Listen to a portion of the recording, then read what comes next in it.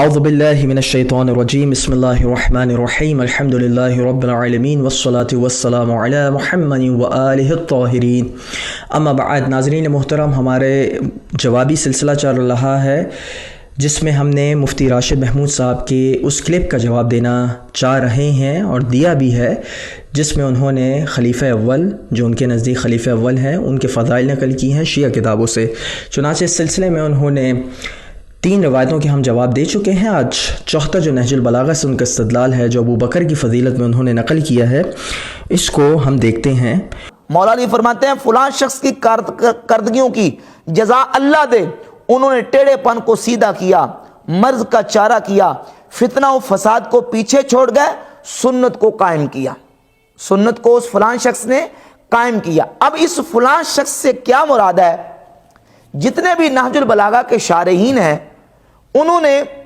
لکھا ہے کہ یا تو کہا ہے کہ اس سے مراد حضرت عمر ہے، ابن ابی الحدید نے بھی لکھا ہے، یا تو حضرت عمر مراد ہے، یا اس سے مراد حضرت ابو بکر صدیق رضی اللہ تعالی عنہ ہے۔ ابن میثم بحرانی اپنا نظریہ پیش کرتے ہیں، کہتے ہیں میرا اقول، میں یہ کہتا ہوں کہ اس خطبے میں فلاں سے عمر مراد لینے سے زیادہ مناسب یہ ہے کہ ابو بکر کو مراد لیا جائے۔ اور اس سلسلے میں جو نہج البلاغہ کا مشہور و معروف خطبہ ہے جس میں امام کہتے ہیں للہ بلاء فلان فلقد کوم الاوت وذا والعمت، کہ خدا وند متعال فلاں فلاں شخص پر رحم کرے کہ اس نے مثال کے طور پہ اس نے کجی کو دور کیا، اس نے سنتوں کو زندہ کیا، پورا خطبہ ہے، اور اس نے جو ہے وہ کتنے مرضوں کی جو ہے وہ دوا کو ایجاد کیا۔ چنانچہ اس سلسلے میں یہاں پہ لفظ فلان آیا ہے۔ اب اس لفظ فلان پر انہوں نے دلیل یہ دی ہے کہ دیکھیں یہاں پر جو ہے وہ نہج البلاغہ کے شارحین کا اتفاق ہے کہ اس سے مراد جو ہیں وہ یا تو ابو بکر ہے یا عمر ہیں۔ تو ناظرین محترم، میں آپ کی خدمت میں عرض کرتا چلوں، پہلے میں لفظ رجل پہ بات کر لوں، کیونکہ یہ مفتی راشد محمود صاحب کا ہی صرف اعتراض نہیں بلکہ انجینئر محمد علی مرزا صاحب نے بھی اس کو جو ہے وہ نقل کیا تھا، اور اس میں انہوں نے باقاعدہ طور پہ یہ اشکال وارد کیا کہ دیکھیں یہاں پہ لفظ فلان تحریف کی گئی، یہاں پہ جو ہے وہ خلیفہ دوم کی فضیلت تھی اور اس کو چھپانے کے لیے لفظ فلان سے کام لیا گیا۔ تو ضمنی طور پہ اس کا جواب بھی آ جائے، یہ ہمارے سامنے علامہ ابن کثیر کی کتاب النہایہ ہے فی غریب الحدیث، جلد نمبر 3 صفحہ نمبر 297 ہے، اور اس میں واضح طور پہ جب وہ اس الفاظ کو کہتے ہیں وَمِنْهُ حَدِيثُ عَلِيٍّ لِلَّهِ بَلَاءُ فُلَان، کہ انہی میں سے امیر المومنین کی ایک روایت ہے جس میں وہ فلاں شخص کی تعریف کر رہے ہیں۔ تو یہاں پہ دیکھیں خود اہل سنت جب اس کو نقل کر رہے ہیں تو لفظ فلان کے ساتھ اور لفظ فنا فنا کے ساتھ نقل کر رہے ہیں، اور یہی علامہ طاہر گجراتی صاحب بھی اپنی لغت کی کتاب میں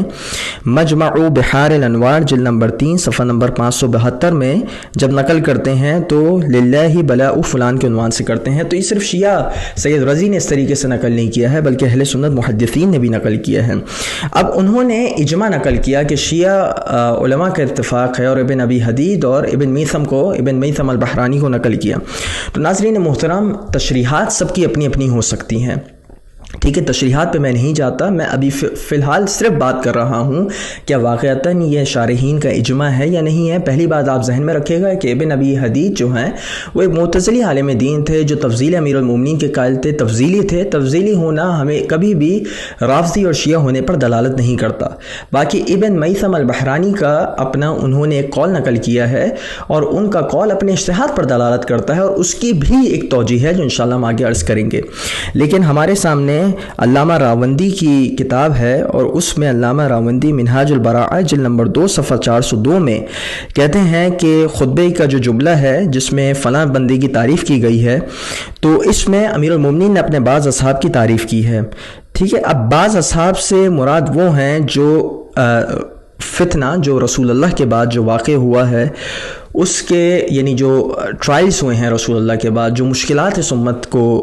ہوئی ہیں، اس سے پہلے جو ہے وہ چلے گئے تھے اور اس سے پہلے وہ انتقال کر گئے تھے۔ تو علامہ راوندی نے تو رسول اللہ کے زمانے میں جو مخلص صحابہ تھے، مثال کے طور پہ حضرت عثمان بن مظعون کو لے لیجئے، یا کسی اور سعد بن معاذ کو لے لیجئے، حضرت حمزہ کو لے لیجئے، کوئی بھی مراد ہو سکتا ہے، اور کبھی کبھی جو تلویحاً بات کی جاتی ہے وہ تصریح سے زیادہ افیکٹو ہوتی ہے۔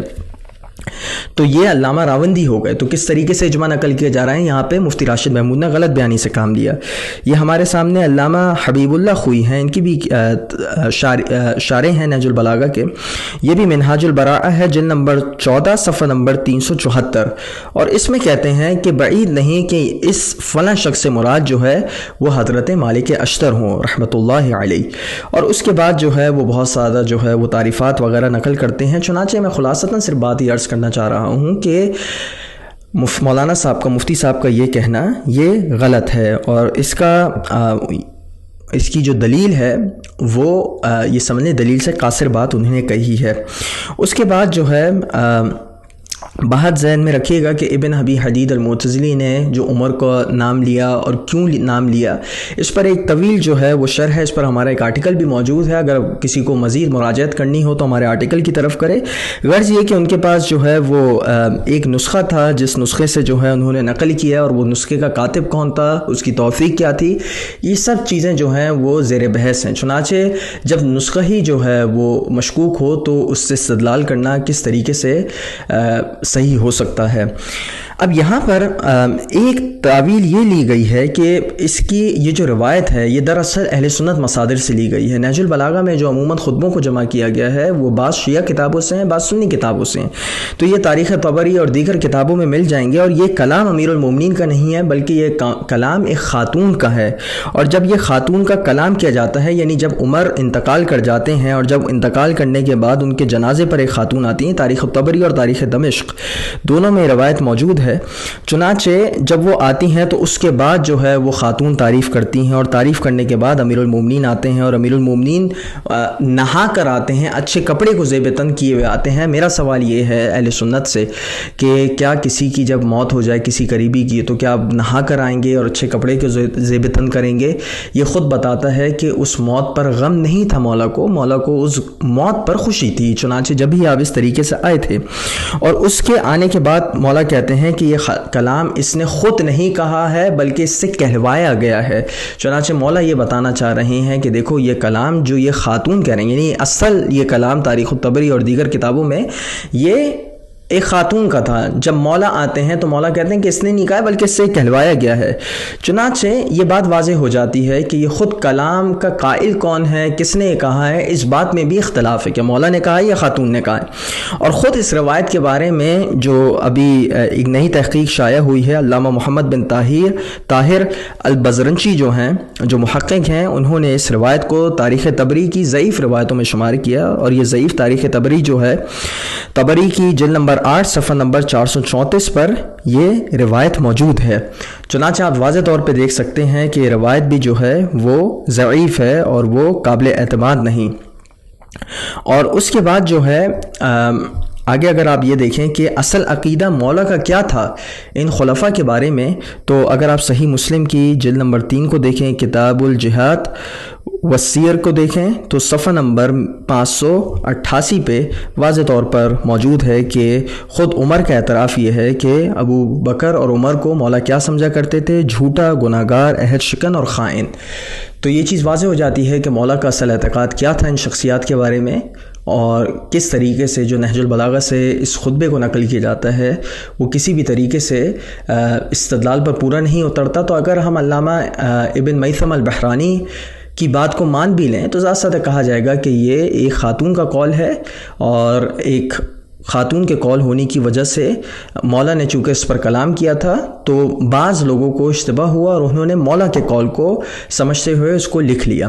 اور اگر مولا کے قول کو مان بھی لے جائیں، چلیں ساری چیزوں کو مان لیتے ہیں کہ یہ مولا ہی کا قول تھا، تو کہا یہ جائے گا کہ یہاں پر مولا جو ہے از راہ تعجب اور از راہ آپ سمجھ لیں استفہام بات کر رہے ہیں، یعنی بتانا یہ چاہ رہے ہیں عثمان کے زمانے میں. بعض شارحین نے یہ بات کہی ہے کہ عثمان چونکہ ابو بکر اور عمر کو ان صفات سے متصف سمجھتا تھا اور سمجھتا تھا کہ وہ اتنی اچھی صفات کے مالک ہیں، اور خود عثمان ان کی مخالفت کر رہا تھا، تو مولا نے گویا ایک الزامی جواب کے طور پہ کہا کہ تم جس کو اتنا نیک صفت اور پاک صفت سمجھتے ہو تو اس کی تو یہ خصائص تھے اس شخصیت کے، اور تم اپنی شخصیت کو ملاحظہ کرو کہ تم کس طریقے سے مروان اور آل امیہ کے بہکاوے میں آ کے، بلکہ بہکاوے میں آ کے نہیں، ان کو چڑھاوا دے کے کس طریقے سے تم امت پر ظلم کر رہے ہو۔ چنانچہ کچھ اشکالات کے جواب تھے، اور انشاءاللہ ہمارا